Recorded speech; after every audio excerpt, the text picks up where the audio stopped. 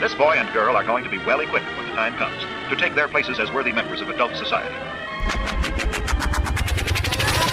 Aloha, y'all. This is Daniel Eisenman, the host of the Breaking Normal podcast, where my guests are all invited based on the frequency of synchronicity, all done in person, and all trailblazers in the breaking of all things normal. All right, welcome to the Breaking Normal podcast. I'm here with Dr. Sam Shay. Mm-hmm.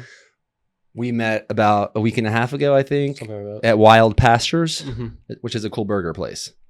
Thanks for being on the show. I think you know one of my previous guests, and maybe many of my previous guests, Dr. Christine Smith. Yeah, she's a dear friend. Oh yeah, she. Did you see that video that went, like the clip that went viral from our podcast? I didn't see the viral clip. Man, there's like about a 2.5 minute reel of her talking about quantum physics and how we have our own Wi-Fi field, and it has like over 5,000 shares. Sweet. On Instagram, like organically. It's pretty cool. That we're giving off some kind of strong signal in here. I think most people just don't shower. So wait, how do you and her know each other? Firstly, so I know her because we're part of a community of online health educators from Mindshare community, and she went to the Mindshare conference and then looked up who was in the local area, and I happened to be in the local area, and so she reached out to me and we connected. What's a Mindshare? Mindshare. Oh, Mindshare, like Mindshare. that. Like you mean like with Vishnu, that guy? JJ Virgin is the primary person who started it. Okay. She was a student of Brendan Burchard's. Okay. And then basically made Brendan Burchard's mastermind, but for internet health entrepreneurs. Okay, I think I've actually met both of them, JJ Virgin and Brendan Burchard. Yeah. So what she's done is that she's made a kind of a hive mind for all the people that are who are in natural healthcare, how to help them get their message across, whether it's through books, documentaries, blogs, podcasting, and all the other different forms of media. So we've got people from just all sorts of different walks of the natural health life that come there. And so, but then we also have people who are local in each state, and we find each other and connect and have a shared common entrepreneurial spirit. What's the difference between like a hive mind and groupthink, and what kind of healthcare are you in? So I do. So groupthink and hive mind. I don't have exact definitions, but from what I feel about them is that groupthink is that you can't actually bring in new ideas and you can't challenge the authority. Hive mind is, and I may be using the wrong word, but the way that I'm using it is people are contributing to the collective intelligence, and everyone's individual thoughts and skill sets are welcome in, and we're all sharing. It's more like a skill share. Okay, and then you said you're in functional medicine? Functional medicine, yeah. And for the patients that you see, are there any common groupthink situations that you get to unbrainwash them from? This is Breaking Normal.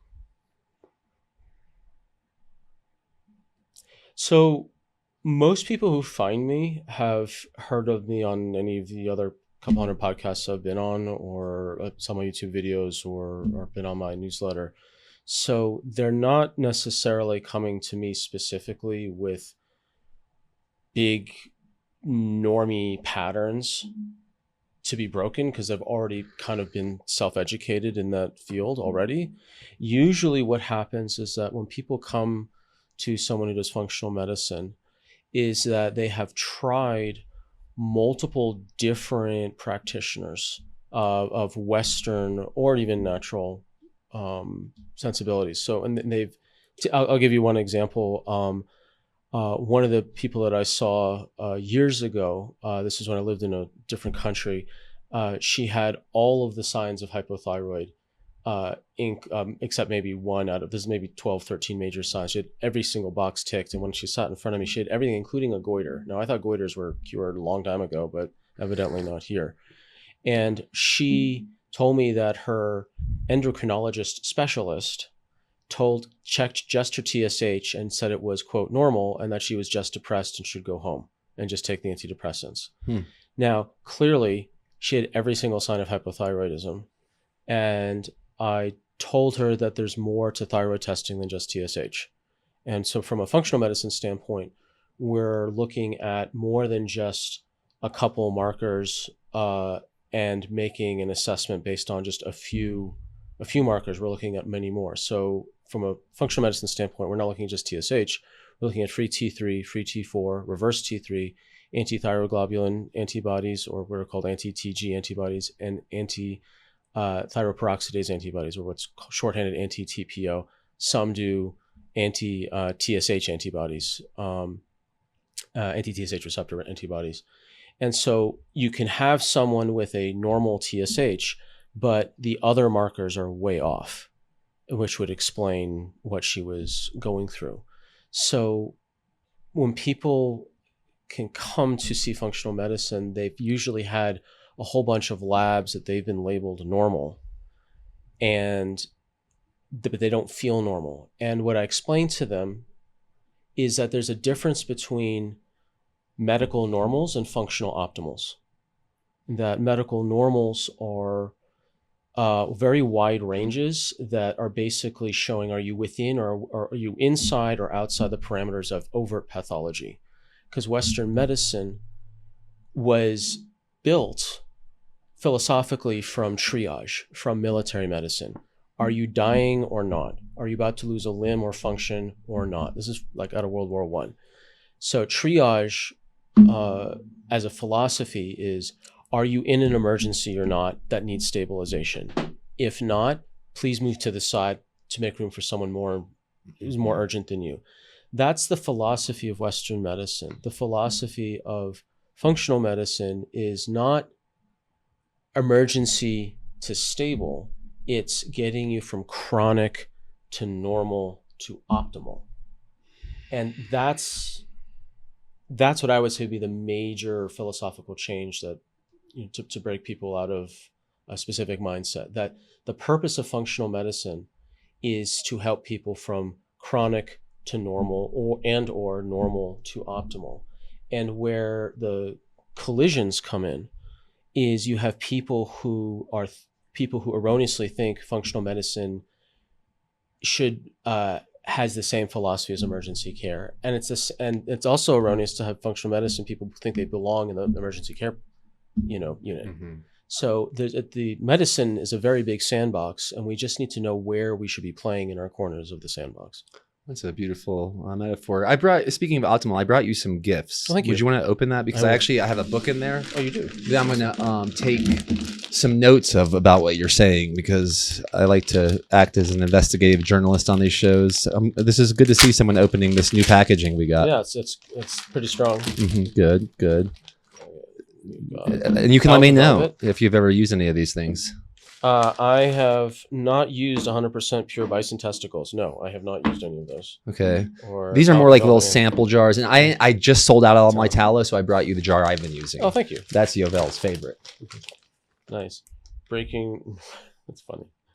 Rewild your inner child and set the truth free. Nice. All right. Well, that's basically like the unofficial sponsor of this show, these brands here. So thank you for being on the show. I have so many questions. Before I begin with those, is there anything you want to say first? Anything on your heart or mind based on what I've brought up so far? What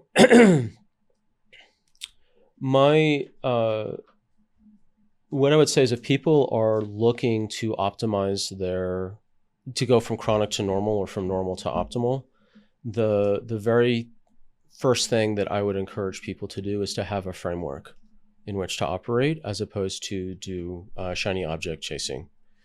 And I have a lot of criticisms of the natural health world, specifically the shiny object syndrome, where you have people say, well, I tried this, and this, and it didn't work. Then I tried this one thing, and it's this one thing that changed everything. And now everyone should do this one thing, and I'm building a business on this one thing. Mm-hmm. As opposed to having a roadmap, a framework to understand what needs to actually be examined. And then you can bring in these shiny objects, these tools, these tactics as appropriate, and ideally in synergy with other ones. As opposed to just chasing things. And I'm saying this not to denigrate anyone's shiny object that genuinely helped them, But the problem is when people get kind of fanatical about their one thing, and they lose sight that maybe that one thing was helpful for them in their specific physiology, their situation, their time, their and what their goals were, but it's not actually going to correlate to other people's exact needs also. So I would say that people will should aim at working with a framework first, and then fill in the tools and toys afterwards. I like that. And I'm going to do things a little differently today because I feel like we could talk for about 10 hours and I have these preloaded Breaking Normal top 10 popcorn questions. They're meant to be answered in a minute or less. Sure. You want me to pop those on you now and then we it. can see where we go from there? Because I think this is going to be pretty appropriate. How are you feeling, by the way? Good. I'm even better now that I've got 100% pure bison testicles waiting for me later. Those things are powerful. I've been loving those. All right, here we go. Number 1. What's the single biggest gift of having Asperger's that most people would never guess? The ability, the dedication to truth. The dedication to truth. And is that a common correlation with people that have Asperger's, you believe? Have you spoken with many people? I think when I first met you, I think I told you I met that one famous author that runs the mechanic shop. But I'm not sure. I probably have interacted with plenty of other people and not know. So the dedication to truth is that the thing about having Asperger's syndrome, just for context for people listening, I have Asperger's syndrome. I mean, that's what it used to be called. And I have a comedy show called Neurospicy, Love, Life, and Comedy on the Spectrum, which is available for free on YouTube. People can just put into YouTube Neurospicy and Dr. Sam Shay. And it's 1 hour on what it's like to have Asperger's syndrome. And I did that as part of my advocacy for people on the spectrum. And the part about truth is that it's a package deal with the neurology of Asperger's. That you've heard the term signal to noise ratio. I've heard of that. Yes. Okay, so signal to noise ratio means that how much can you filter? Like there's so much information, filter. Well, the thing is when people are born with neurodivergence like Asperger's, we don't have social filters. There's no signal to noise. It's all signal, all of it. So everything is of equal significance, and it takes tremendous cognitive effort to filter what is the pattern, what is the social pattern going on here. So when everything is signal, it's all data. So there's a disposition towards what is real, what is true, because we're not, because unfortunately we learned the hard way, usually learn about deception being on the receiving end of it. And that things that are lies, things that are untruths, it's like nails on a chalkboard because it doesn't match reality. I have a little bit of that pattern. Well, welcome to the club. We can give you a punch card and a funny hat later. I was talking with someone yesterday about how I see life, and let me know if this metaphor lands on you. I mean, we're only still on number 1, but we got plenty of time.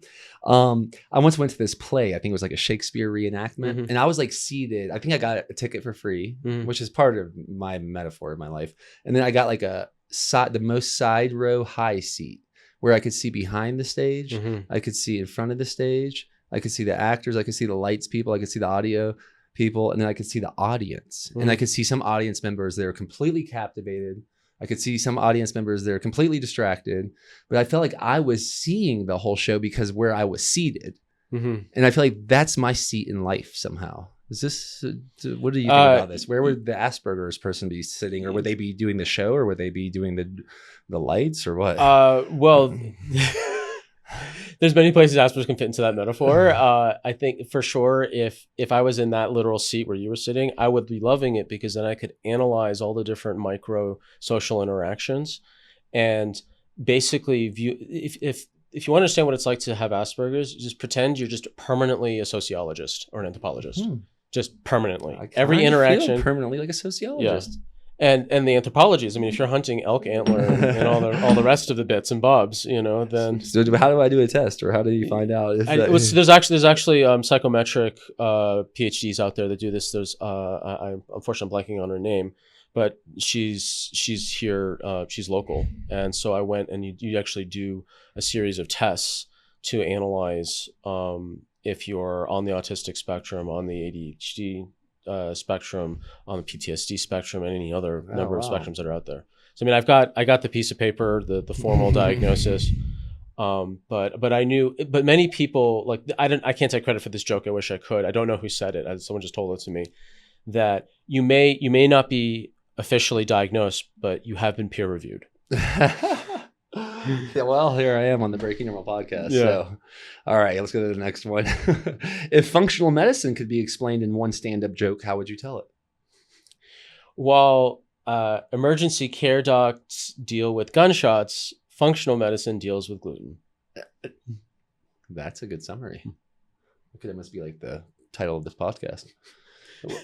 Gluten over gunshots? Yeah. What's the most normal health advice you think is total nonsense? And The most what? most normal. The most normal health advice you think is total nonsense, and what's your breaking normal alternative? Food pyramid is nonsense. I mean, the food pyramid was designed to fatten cattle and to enrich and wealth and whatever, make money for the agricultural industry and the vegetable oil industry. It was had nothing to do with health. It had to do with finances. If I were to be charitable, at all, it would be that if you convince people that grains and commercial dairy and vegetable oils are healthy, then you avoid acute caloric starvation, which is the fastest way to bring down a government and to bring down an economy and to bring down a society. So it's bread and circus. I mean, the Romans knew this. You can keep people fed and entertained, then they don't revolt.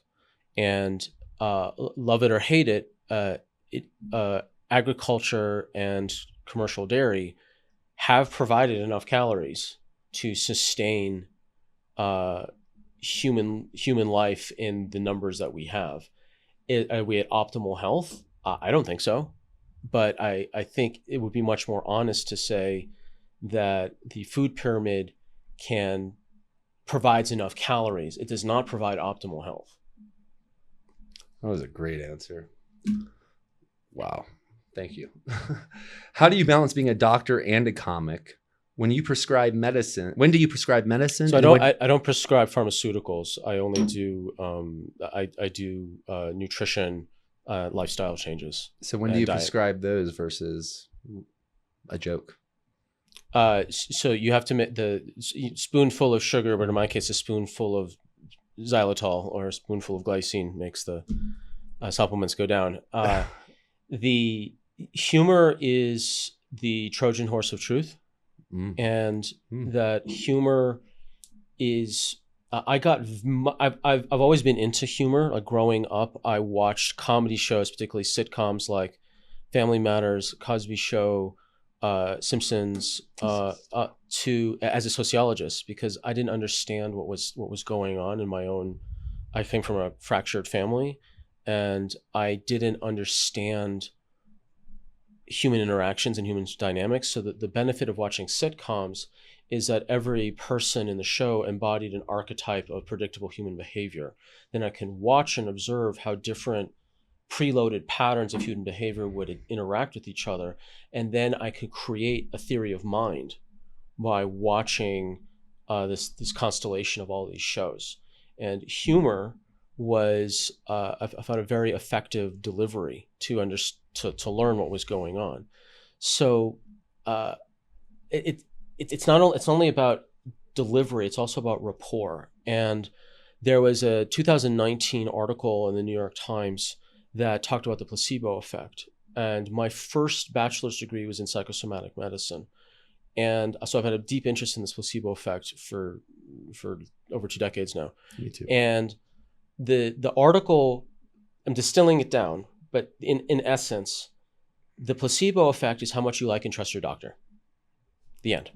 How much you like and trust your doctor, which explained so much to me, because I have met so many clinicians who were just cathartically average, just exceedingly average in their clinical skills. And yet they got disproportionately good results. They should not have gotten.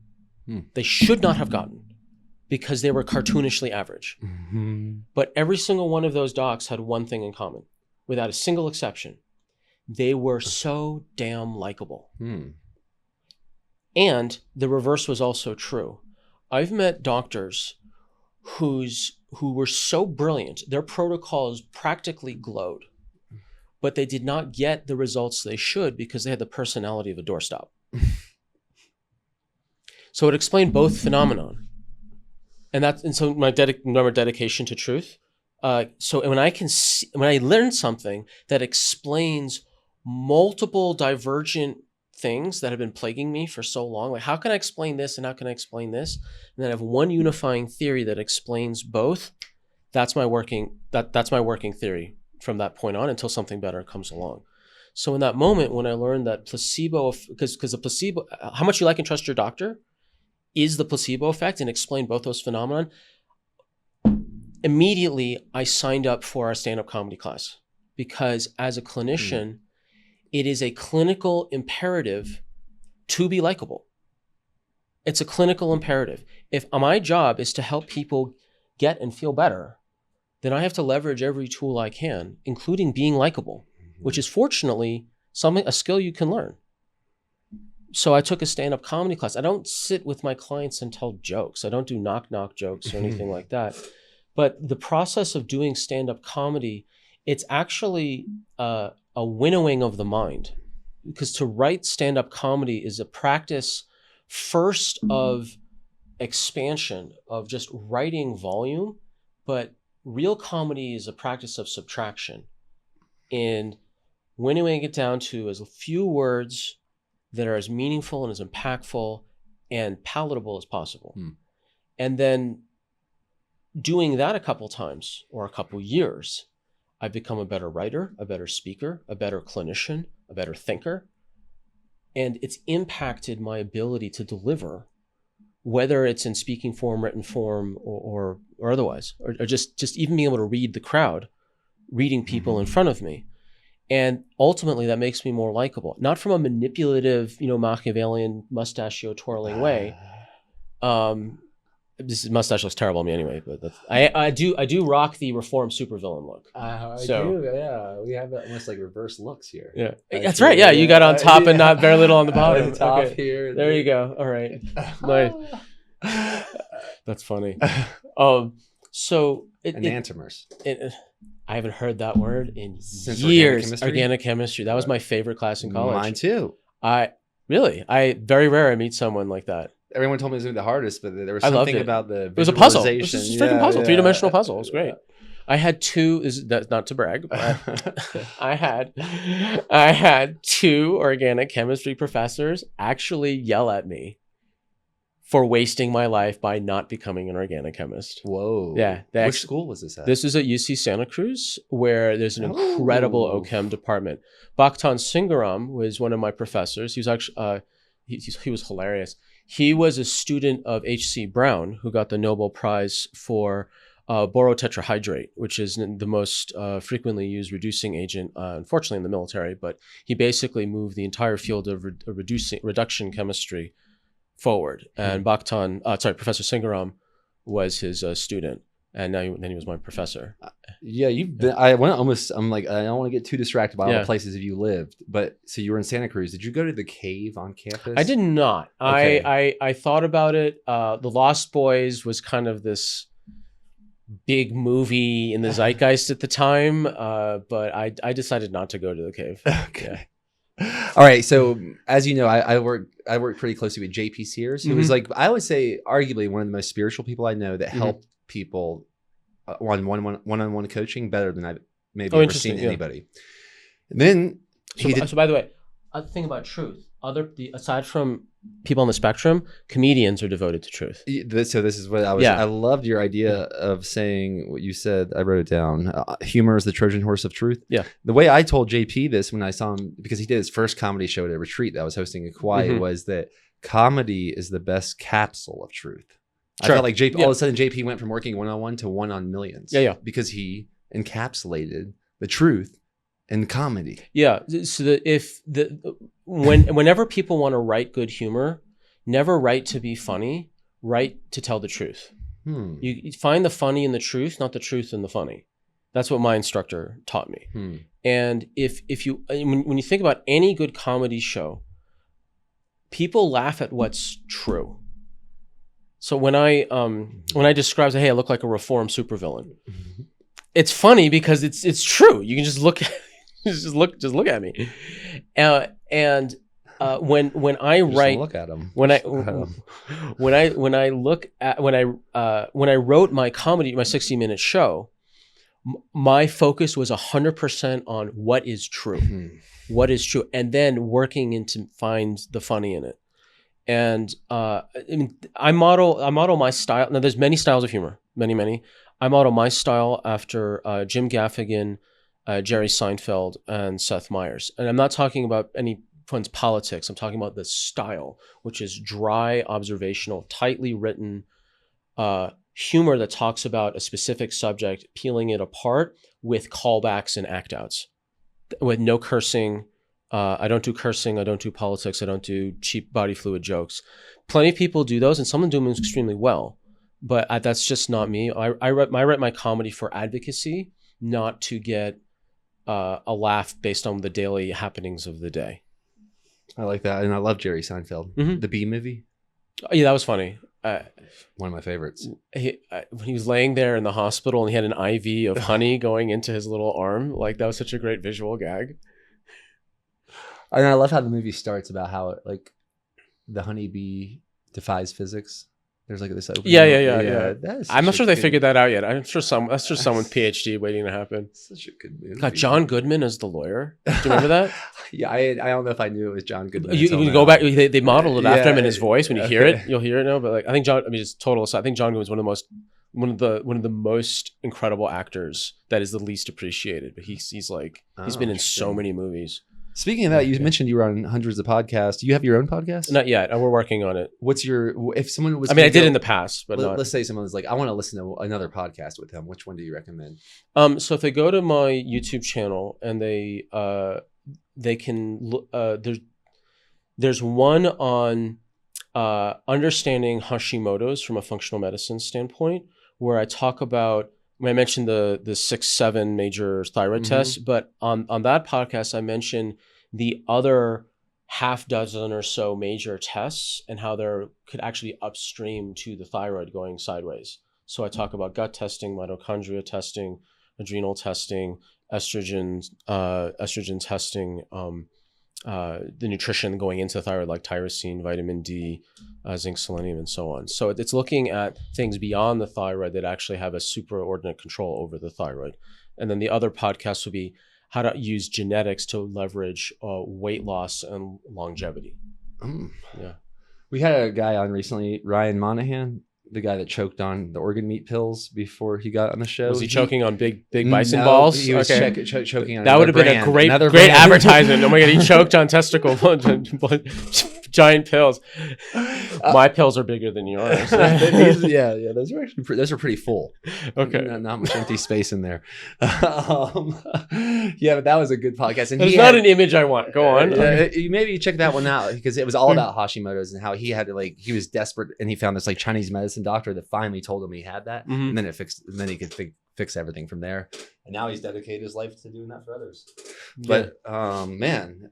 Yeah, I was just on Isabella Wentz's. She recorded me a couple weeks ago. It'll be released sometime next year. So on which one? Isabella Wentz, the Thyroid Pharmacist podcast. Okay. What do you think makes a good podcast? Vel, pay attention. That the guest is allowed to nerd out, but not get so technical that they're incomprehensible. That's if I had to describe what I'm doing, if I'm if I have the udder of the ship, that's kind of what I'm aiming to do in a way. So I'm quite happy I'm well practiced at nerding out. So thank you very much. All right. On that note, what question we get to? 4? Number 5. This is a nerdy one. Okay. What's the number one lab test or metric that can change someone's life if they actually paid attention to it? changed their life, a really solid functional genetics test. And the reason why has to do with time horizon. All the other tests, except for genetics, like gut tests, thyroid, mitochondria, anemia, blood tests, hormone tests, those are all, the value of that test decays exponentially after about 6 months. Whereas a genetics test, the results you have for life to work on your genetic realities, which you were born with. So genetics has dividends for life and is the highest value test of any test, with not even a close second, because the results are good for life. Now, the research on the genes will continue to evolve and grow, but the results of your genes don't change. So the genetics test is not functional testing. I actually separate them out. Genetics tests will tell you what your ideal is and where your vulnerabilities and weaknesses are, that you better shore them up or they're going to show up. What they don't tell you, what genetics doesn't tell you, is they don't tell you what's happening now. It's not the thumbprint of like what's happening now. It doesn't tell you what your amino acid ratios are. It doesn't tell you what your thyroid levels are now. It doesn't tell you what your blood sugar is, your ketones. It doesn't tell you any of that. It just tells you where the filters and the filters through the probabilities of what's going to happen and how you want to live your life, so that the best things can happen and the worst things will be the least likely to happen. So they both go together, but they're not the same. And if people were to start, I would say a really good genetics test that will tell you your optimal diet, your optimal exercise, and your optimal the optimal set of nutrients you're going to need, because your genetics show you that you have a greater need for certain specific nutrients just because of the way your genetics are. So that's what I would say would be the most important test for everyone to do for life. And I'm saying that on the time horizon. If someone has an acute issue going on, then don't run a genetics test. You run whatever is related. Like if you're jetting out the wrong end and you came back from a trip and you got terribly sick, don't run a genetics test, run a stool test, so we have to be smart about this. So for life, that's what I interpret it as the long term. But what does someone just Google genetic test, or is there a specific one you recommend? So the one that I recommend, full disclosure, it's the one that I do. It's Fitgenes. Fitgenes. Okay. So Fitgenes was originally cognized by one Dr. Beaver, and his doctorate was not in medicine; it was actually in engineering, and which is actually to his credit, because what happened is that both of his parents were diagnosed with cancer. And he got worried about himself, his kids, and his grandkids. And so he switched his genius to reading over 5,000 genetics articles and figuring out a couple things that people hadn't figured out yet, which was one, that genetics are in an order of priority in terms of health. It's a mistake to think that you run a 23andMe test and you run it through some algorithm and you get these results, and they're just, here they all are, here's their 300 genetic variations, and they all are of apparent equal value, which is complete nonsense. They're not. And so what happens is when people get, I call 23andMe syndrome, they get these results and they get overwhelmed, confused, and ultimately paralyzed, because people can't implement 300 apparently equal value health tips.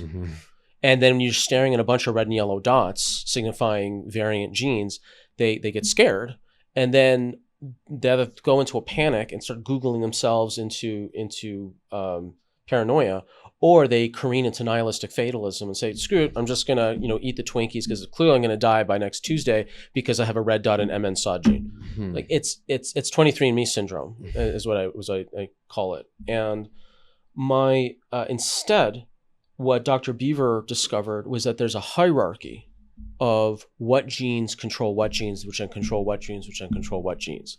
So instead of fixating on pathology genes, looking at the genes that are supposedly connected to it's like Western difference between Western genetics and functional genetics.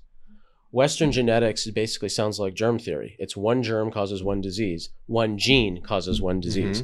Whereas the situation is usually, sometimes that is true, but usually it's much more complicated. It's about like the environment. It's about the milieu. And it's the clusters of genes that are interacting with each other. And that's functional genetics. And so from a hierarchy standpoint, it goes inflammation, then it goes free radical scavenging in the mitochondria genes, then it's the genes for liver detox, then it's the genes for vitamin D utilization, then it's methylation, then it's cardiovascular circulation genes, then it's fat and energy metabolism genes. So there's people out there who claim that you have to look at these 5 methylation genes, which is, I mean, when I heard that on a podcast, I get angry. I make a PowerPoint. I just did a bunch of research, and worked with a PhD geneticist to figure out, okay, this guy is wrong.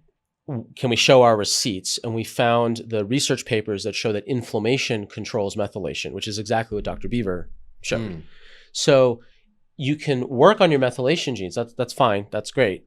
But more importantly, work on the inflammatory genes. But which ones? There's a couple hundred genes that directly or indirectly relate to or influence inflammation. What are the generals? What are like the top 15 that then control all the other ones underneath it? If I'm going to look at free radical damage scavenging, I want to know the 3 most important genes in the mitochondria, because that's where 95% of all the free radicals are generated, in the mitochondria. I'm not terribly interested in the other free radical scavenging genes outside the mitochondria. There's three superoxide dismutase genes, SOD, but only one of them, MN-SOD or manganese superoxide dismutase, is in the mitochondria. The others are in different tissues. So I'm only interested in MN-SOD. I mean, is it valuable to know the other ones? Sure. It's nice. It's great, but it's not the highest priority. And if you triaging the genes. Yeah. If you triage the genes, then you don't have to look at 300 recommendations. You can look at not even 30. You can look at like 7 to 8 that are then the most important, that affect the ones downstream. And when you built in those other 7 to 8, then you can do the next 7 to 8 that then are a bit further down, but they still have a effect on everything underneath it. And then you can do the next 7 and 8. So you have your whole lifetime to implement more and more things with more and more diminishing returns, but you know that you're starting at the top. And then you can also learn about your diet through genetics. Some people are sensitive to histamine. Some people are sensitive to caffeine, like me. I have big red dots in caffeine, which cause anxiety and depression when I have caffeine. Now, I've made the most bulletproof coffee ever, and I still is an anxious mess after having coffee. And your genes show you this? Yes. Okay. Yeah, the Adora 2A1 gene and the CYP1A2 gene specifically are the ones for caffeine metabolism. Fascinating. And then you've got people who have one of the fastest way to help alcoholics not drink alcohol, especially for men, is to run their genes. That includes the genes for alcohol metabolism. And there's the vast majority of consumers of functional medicine are women, and that's just the statistical reality. And when I've run functional tests on certain kind of archetypal men who are like, I'm super strong, rah, whatever, and you run like a functional test like that involves blood sugar or stress hormones or whatever, they can kind of, I was just stressed that day, or I just ate a thing that they just kind of brush it off. You show them their genes, they can't argue. They cannot argue. And so you show them, so like, hey, look, in your case, alcohol is not ideal for your genes. If your stated goals are optimal health and wellness, drinking alcohol is not compatible according to your genes. So some people have the genetics where alcohol is less damaging. Yes. Wow, so fascinating. Yeah. In fact, they have a higher risk of alcoholism.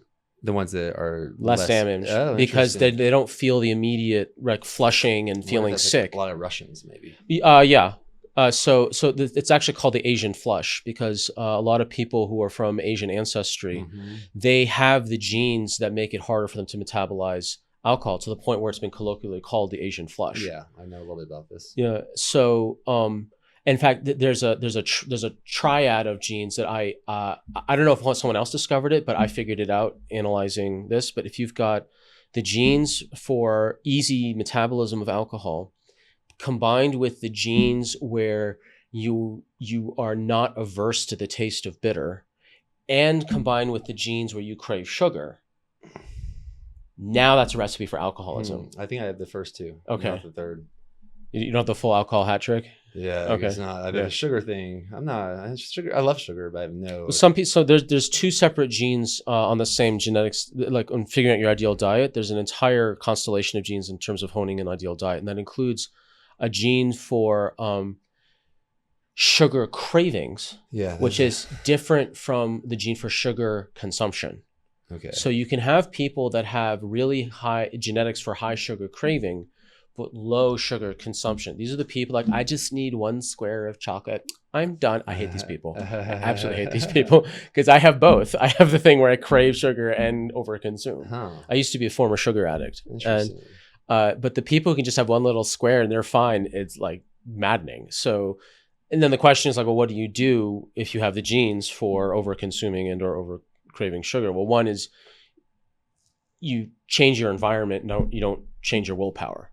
The very first thing you do is if you have genes that affect the behavior of how you eat or the behavior of how you live, you change your environment so you made it hard or impossible to fail, as opposed to trying to generate willpower, which will fail eventually. Wow, so many amazing points. Let's get to number... Question 6? Yeah. What's a health My myth? goal is 8. If I get to 8, I'm happy. How are we doing on timing? I don't know. Now? 41. Yeah, we're doing good. Okay.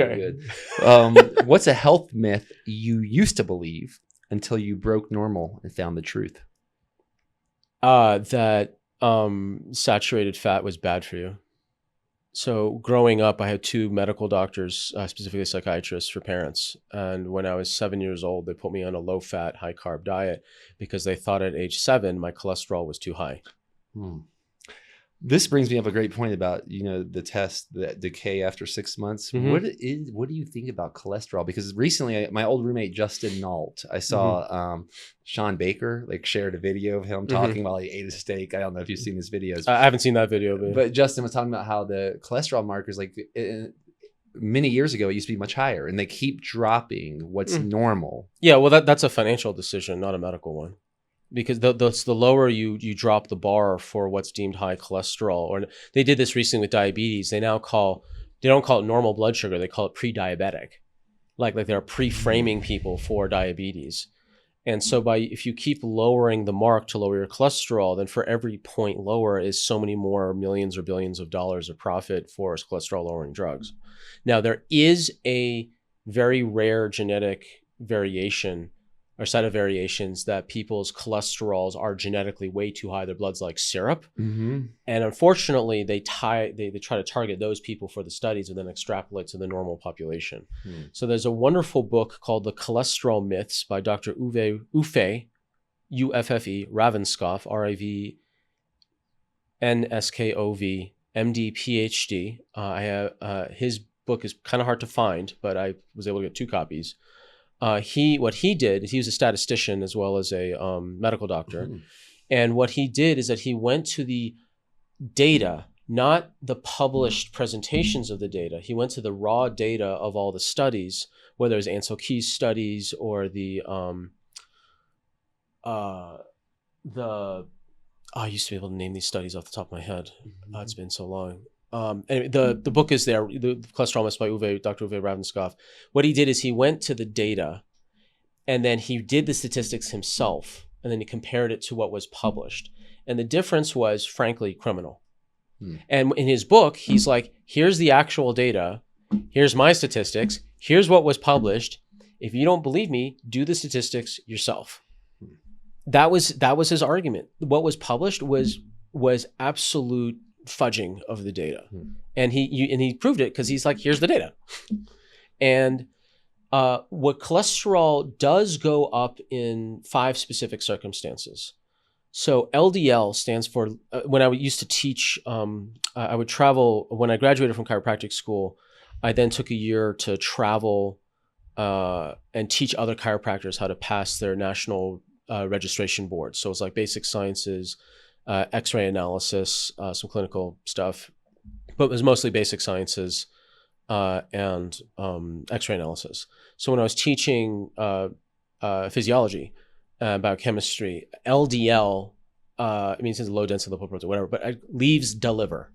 It leaves deliver. That's the kind of the easy way to remember it. It's the transport molecule to bring cholesterol out of the liver to the periphery to go to the rest of the body. Okay. So high LDL means you're building a lot of cholesterol to be put out into the periphery. To do what? Cholesterol goes up when you're dealing with inflammation, infection, physical damage, stress, or you're growing like a child into an adult. So cholesterol does go up if you're inflamed because it's a mild antioxidant. It goes up because it's a part of your immune system if you're dealing with an infection. Cholesterol is about 50% of your cell membranes. So if you're dealing with cell turnover or you've been damaged and you're repairing, you need a lot of cholesterol to repair.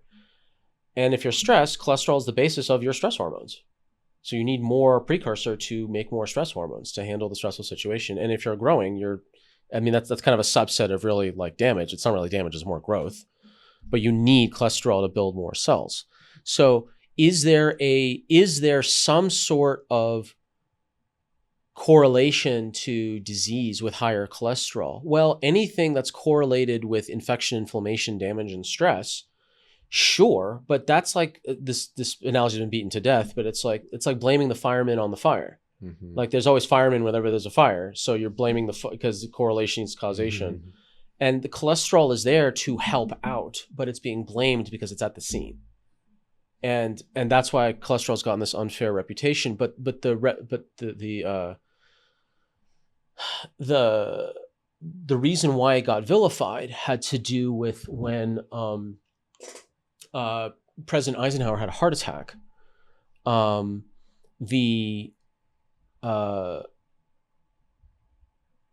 sugar, the smoking, and the vegetable oil industry did not want to be blamed for the heart attack of their most decorated president and military hero.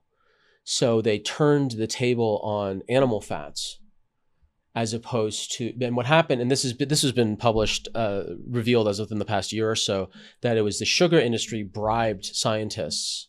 I'm sure you've heard of this. Yeah, a little bit, but please go ahead. The sugar industry bribed scientists to pull the focus away from sugar as a cause of inflammation. And when you eat too much sugar in your blood, you've got too much sugar in your blood. You actually draw water into the blood vessels, and the blood vessels have they're one cell. It's called endothelium. It's one cell wrapped like a burrito, and it can only dilate so much before it tears. That's called, in the brain, it's called a stroke. Mm-hmm. In other places, it's called hemorrhage. So you can damage through just increased pressure for water volume from the sugar attracting water into the blood vessels. And then you got cracks in the vessel, and then cholesterol is there as like sticky tack along a wall, wall plaster. And so you're blaming cholesterol and doing its job of trying to repair and prevent preventing internal bleeding. Mm-hmm. That's what cholesterol is doing. It's preventing internal bleeding. And so the sugar industry bribed scientists. What the smoking industry did is they funneled hundreds of millions of dollars into genetics research. A lot of it went to Stanford. And they funneled because they wanted to find a way to blame people's they wanted to find a way to blame people's disease on their genes and not smoking. And then the vegetable oil industry just said, look, cholesterol bad. We have these safe canola oils and cottonseed oils because there's cholesterol. Because if there's cholesterol in the body, it must be from cholesterol you ate. Therefore, we have these safe, glowing from the pristine vegetables. So that's kind of unholy triad of those three industries. That's how cholesterol got demonized. You remind me, when you were mentioning the smoking thing, I was thinking about some of I see these stories all the time, and I actually see quite a bit of old people that smoke. Mm-hmm. Are there genes that allow people to not have as much damage from smoking like there are alcohol? You're looking at a couple variables there. Yeah. So one is very old people today grew up with a far less toxic environment when they were children and fetal development. I mean, unless of course they were right next to a power plant or some other mining operation or whatnot, there was way fewer variety and depth of toxins when they were developing and as they grew up. Mm-hmm. So they have a much stronger platform than kids today because we're just in this kind of toxic soup. Okay. So they have that going for them. And there are some people that have incredible detox genes. And I know because I run genetics tests all the time. And they have so it's a combination of development and their genetics. It's not usually it's not strictly one or the other. And sometimes like, you know, some cigarette, and I'm not endorsing smoking, I just want to make that very clear. Some cigarettes are way more toxic than others, depending on where you hold you hold your finger over the filter or not. Like do people roll their own with organic ones? Do they roll their own tobacco, or are they doing it with all like the crazy chemicals and all the rest of it? There's also a thing about what does the smoking come with? Like, do they have a rich social life? I'm not saying smoking causes a rich social life. I know plenty of lonely chain smokers, but when you look at people who are smoking and that's kind of magic bullet thinking. They're like, oh, they smoke and they're lived long, therefore. I'm like, well, sometimes there's these memes. It's like Italian grandma lives to 118 and says she has 2 cigarettes a day, a glass of whiskey at night, and a couple raw eggs. Like there's like these like stories. Of course there are, and they're very entertaining. Yeah. They're worth studying, and they're worth gleaning what we can, and then we just take for entertainment value what they are. You know, and the other thing is like a lot of the blue zones are being debunked because in those cultures they lie about their age. I've heard this. They lie about their age. Now, is there value to looking at, look, if they're sitting around in community, having community dinners a lot, and they're smiling a lot, genuinely smiling and all the rest of it, then like, can we learn from something? Sure. Are they fudging their age by 20 years? Maybe. Maybe. All right. We're number 7. How are we doing here? Okay. If someone listening only changed one thing today about their diet or lifestyle, what should it be? Their routines. Make sure they have a morning and evening routine, and they have a very solid one. The reason why I say that is not because I see the healthiest people have the best routines, it's because the sickest people have no routines. And from clinical experience, when I talked about in the beginning, I said have a framework. So I have a framework called the neuroharmony model. And within that model, the model it's looking at labs and lifestyle. And in lifestyle, there's 10 factors for lifestyle, one of which is routines. And the sickest people, and I made that 10th one specifically because when I work, the sickest group of people as a profession I've ever seen in my life have been night shift nurses. Now, obviously, there's some people that work like very dangerous things like coal miners or like I'm not talking about those types of professions. I'm talking about in the general population, it's night shift nurses are the sickest group of people I have ever worked with ever because they have one variable that like their schedules, the people who control their schedules are playing human Tetris with their health. They're just all over the place. And they were by far so unwell because their routines were completely borked, just out to lunch. And so borked. Hey, what's that word? Sorry, B-O-R-K. Sorry, that's a I used to be a functional neurologist. Okay. So that's an extra degree in neurology on top of a chiropractic degree. But we had a joke in the neurology class. A patient was borked. It's just a made up word for they weren't doing well. Okay. And I don't know why that just came out just now, but I'm happy I caught it. They're borked. Yeah. So I don't even know where I have to talk to my instructor where he got that word from. I'd be curious. Let me know if you find out. We'll get the etymology straight. We'll submit it to Merriam-Webster, see what happens. So routines are the most important things, morning and evening. And if you're going to start with one, start with the morning routine. I once interviewed Hal Elrod, the Miracle Morning. Oh my God, that's like a blast from the past. Okay, yeah, he's one of my first 12 interviews. How old is he now? He must be 50. Okay, something. He's a nice guy. Okay, nice. Oh, yeah, great guy. Check out that interview. All right, how has being neurodiverse given you an edge, helping patients that normal doctors might miss? The frameworks and the ability to juggle 1,000 metabolites in my head at once. And be able to explain things, like hold all the findings, all the markers in my head. It's like, this is what this means. This means this, this, this, and this. And you can do this, this, this, this in this order of priority. And here's how to do it. Done. Boom. Or does that mean we're about to get on number 9? Wow. Oh, we hit our goal. We hit our goal. We're your goal, but I'm trying to get to 10. Okay, let's do 9. All right. What's the funniest? We'll split the difference. Okay. What's the funniest or strangest moment you've had combining comedy and medicine?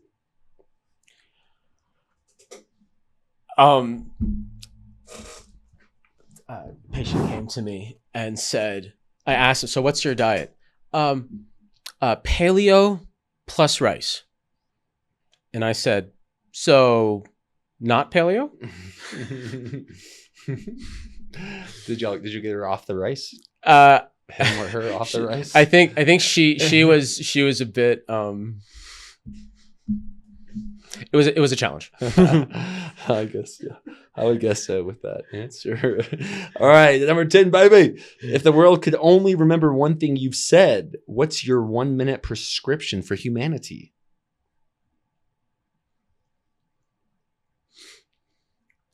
Start with care.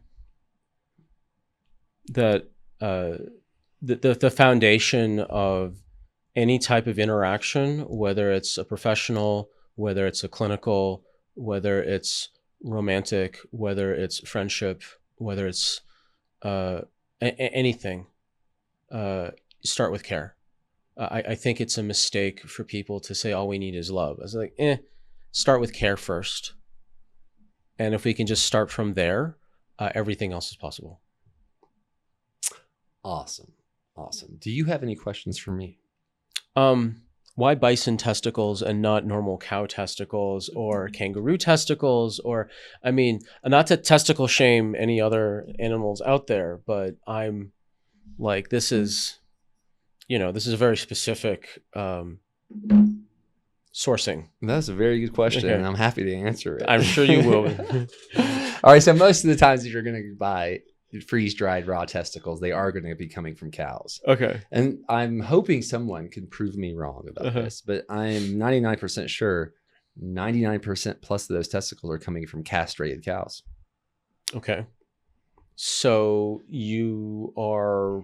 Meaning they cut the testicles off of these cows right around the time they're done eating milk so that they become dumb, controllable, docile, not dangerous. Okay. Unless they want to keep it as a rodeo bull Mhm. or a breeding bull, which are dangerous Mhm. and more wild. Bison industry does not do that. Okay.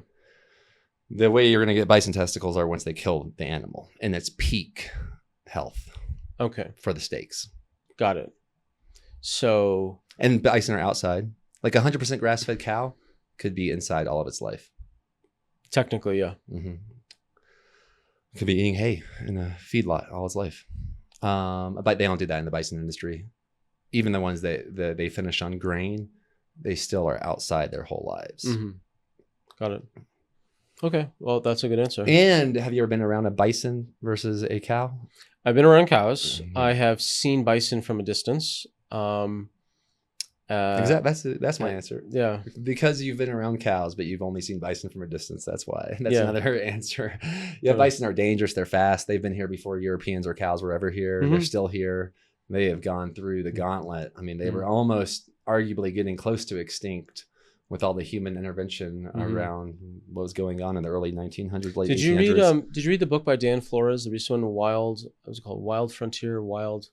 I've read a couple books from Dan Flores. I'm not sure if I've heard this one. It's his most recent one. It's where he talked about the Western Hemisphere from the perspective of the large fauna. Oh, maybe. I mean, that sounds like it's been a theme. I had not read his most recent book, but that has been a theme through every book I've read from him. Well, it wasn't Coyote Nation. It's the recent Wild New World. Is what I think. It's called Wild New World, I think. Okay. And it was I think he wrote it within the past 2 years or so, but he talked about bison a lot. Bison and horses, and just from their perspective of like all the different ebbs and flows and everything. Yeah, bison are man, they are majestic. I've been around them, and they seem like as close to perfect evolution as I've ever seen. And they also are very good for the land, much better. Totally. Than Yeah, I got cows. a quarter bison last year from a bison rancher. And fair warning, I had to like cook it in the Instant Pot a lot longer than beef. Oh yeah, it's probably Like, much more lean, and Way muscly. way more muscly. Yeah. Like way tougher. So like I saw that I did like a 6 to 8 hour pressure cook in the Instant Pot as opposed to like 1 to 2 hour for beef. Yeah, they bison can like jump 6 feet in the air, run 35 to 40 miles per hour. Totally. Yeah. Very impressive. The biggest indigenous land mammal that's still here. I love them. They're powerful. They're potent. And I do appreciate how I feel when I take those. Here's a question. Elk velvet has IGF-1 in it. Mm-hmm. Bison testicles have testosterone in it, but Mhm. we're eating these as foods. Does that make a difference? Well, it would have to make a difference in some way. How much of a difference is up for debate. Now, you're looking at, so for example, like testosterone. Whenever you're eating food, when you're eating a thing in food, your body has multiple steps of processing, as opposed to like injecting testosterone directly into the system. And so when you do just a mainline of any meaningful substance like a hormone, your body has now lost its normal gating mechanism. So now it's in its emergency response. And for some men, like I've had multiple men come to me and they're like, I want to like help my testosterone. I need, like, can you give me testosterone? Like, okay, if we're going to work on your testosterone, why don't we do some functional testing to see what your testosterone is doing? Not just is it there or not, but can we map out the entire hormone pathway? Because testosterone through the aromatase enzyme converts into estradiol. And giving testosterone can actually be counterproductive if their enzyme is overactive, because the testosterone just convert right into estrogen. And this is where you get the phenomenon of men injecting testosterone and they develop man boobs. Oh, wow. Interesting. Because they looked at the wrong thing. So when you actually look at a comprehensive hormone test, the ones that most functional medicine doctors use these days is called the Dutch test, DUTCH. When you look at that, you can see the progression from DHEA, testosterone, the DHEA metabolites, androstenedione, and so on, and then like the 7 types of estrogen it becomes like, and you can look based on the ratios of like how much testosterone to certain estrogens, or I believe it's androstenedione to E1. You can see like they share a common enzyme of aromatase. If you've got way more estrogens down here relative to testosterones up here, you're over-converting. So the answer is not to give you more testosterone. The answer is to why are you over-converting? And it's usually like inflammation or toxicity, like phthalates or whatever. And this, it's funny you're saying this because I use both of those products pretty consistently. Tryvitamins.com. But I've been accused recently. It seems like it's a common theme of people are asking like what anabolics I'm on. And like even a guy I'm coaching right now, he said the guys he rolls with jiu-jitsu, they saw a picture and they're like, there's no way that guy's natural. And I'm thinking, I've been around people that use testosterone and my dad's been a pharmacist for 45 years. Most of the time you can like their head gets bigger. They have this like, do you know what I'm saying? Like there's a look, like a strain in their face. There's a look. There's a look. I think there's like I don't know if it's from the testosterone or for the overworking out, but they have this kind of like red blotchy skin, like they're flush, like they're. Yeah. Honestly, I think they're overinflamed. I gave a talk actually at a genetics conference called "Exercise Induced Obesity," and it was kind of a mind bender for a lot of people. Yeah, but exercise, you see this a lot in CrossFit, and so what happens is that people who over-exercise, they develop this layer of water weight. Over there, you know who they are because you can't see. They may be strong, but they have no definition. Okay. They're like this kind of like watery, blotched. You know what I'm saying? You know what I'm talking about, right? I think I do. They're inflamed. What's the point of inflammation is to rush red and white blood cells to an area that's been damaged, to repair it and to fight off any pathogens that were injected. If I'm a hunter-gatherer, if I'm hunting bison, and we got a whole hunting party going out there, and all we got with us for weapons is pointy sticks. Okay, one of us is going to get bit, trampled, mauled, gored, whatever. If my genetics are prone for a very strong inflammatory response, like me, I'm a hyper-inflamer. You'd think that's bad. It's situational, because if I'm bit and I have high inflammatory response, genetically wired, I'm going to, what is a bite wound? It's tissue damage plus the injection of pathogens. So what is a strong inflammation response going to do? It's going to rush in red blood cells and white blood cells to repair the damage and kill the infection. So I will live I will have a much better short-term survival compared to my lower inflammatory prone hunting party member who will be slower to heal. So, but the trade-off, and human evolution is all about trade-offs, I will more likely die from chronic inflammatory issues in the long term, but survive acute inflammatory issues in the short term. That's the trade-off with inflammation. So with the point of inflammation is not bad. It's just if it's chronic or if it's overdone, just like cortisol. You die without cortisol. If you have too much, that's a problem. If it's chronically high, that's a problem. So with the people who have exercise-induced obesity, they're very pro-inflammatory. And I have charted out all the specific genes, the same genes that are listed in the Fitgenes report. There's a specific clusters that all kind of converge together. And what happens is that they over-exercise and they cross this threshold where they're now over-inflaming.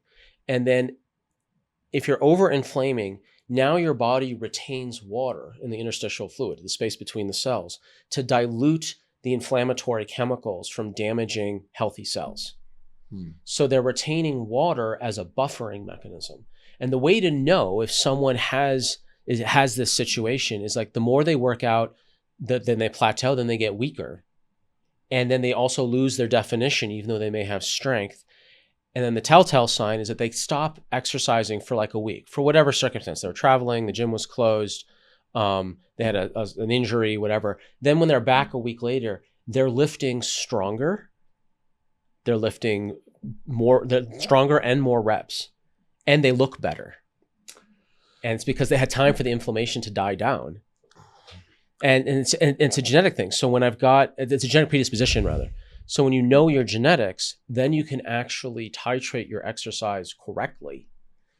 And for these people, I give them very specific anti-inflammatory diet, nutrients, and recovery protocols, pull them back from exercise, not completely, but I dial it back and increase their recovery. And then they feel better, look better, they're stronger, they're healthier, and they spend less time in the gym. I totally believe in that. I totally believe that the most important thing I do for my fitness sometimes is resting. Resting, for sure. And sometimes it's not that easy if you have energy to give those muscles a break. And I know a lot about this because my youngest brother was a state champion swimmer. Mm-hmm. And you know who wins the sprints is whoever tapered the best. Sometimes it's just about whoever tapered the best. So when you say, how do you use the word taper? So I mean, he's like training over 100% leading up to about 2 months to the race. About a month before the race, it drops down from like 90% for like week 7. Week 6 is like 80%. Week 5 is 60%. Week 4, and then by the week leading up to the race, he will not carry a backpack. He won't take stairs. He's trying to move as little as possible. So when he hits that water, shaved body, he just feels stronger than he ever has. Interesting. You know, swimming has an unfair advantage in sports because the water cools your body. Mm-hmm. So this is where that's also interesting. The faster races are in the colder waters. Usually, yeah. I mean, someone proved me wrong once again, but I'm pretty certain if you look at the fastest sprinting times, they are in the colder pools. So Huberman just interviewed, I can't remember the gentleman's name, but he's like the world expert in temperature control for sports performance, and he showed that the main thing that the scientist says that he's proven, you know, according to his research, that the main thing that slows, that prevents you from going further with your reps, it's not lactic acid, it's overheating. Mm-hmm. It's overheating. So if you can cool the body between sets in an appropriate way, then you can do more sets and more reps because the biggest variable is actually overheating of the muscles, not lactic acid. And so when you're swimming, Tim Ferriss wrote about this in the 4-Hour Body, that a guy at NASA who was 300 pounds read that Michael Phelps ate 12,000 calories a day. And I don't know if that's apocryphal or not, but I'm sure it's somewhere close. I bet it's true. I bet it's very close to true. But you know, he's a NASA scientist, so he kind of knows math, you know, just a bit. Mm-hmm. And he calculated there's no way his physical exertion could burn 12,000 calories a day.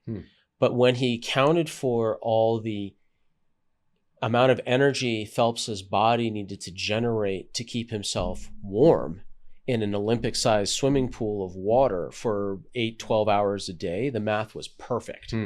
That the actual calories were going to keeping his body temperature stable because he was constantly being cooled by the water.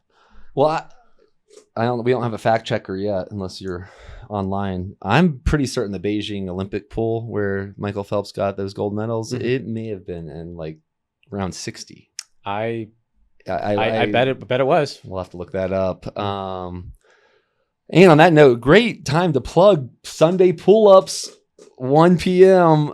We do 100 pull-ups next to the creek. So if someone's feeling overheated, they got the creek right there. You got it right there. I've heard some bodybuilders at one point, they had like cold buckets. They would dip their hands in. So that's there's actually a number there. It's between 10 and 15 degrees Celsius or 50 to 57 degrees Fahrenheit. That's what the creek's at, baby. And the reason why is that it's cool enough that the blood will keep circulating through your hands, but it's not so cold that the blood vessels on your hands will constrict and block blood flow from getting in there. And it's only the skin of the hands, the front of the hands, the bottom of the feet, and the top half of the head that have this type of skin that can enable this type of rapid cooling. But you have to keep it within that 10 to 15 centigrade or 50 to 57 Fahrenheit range.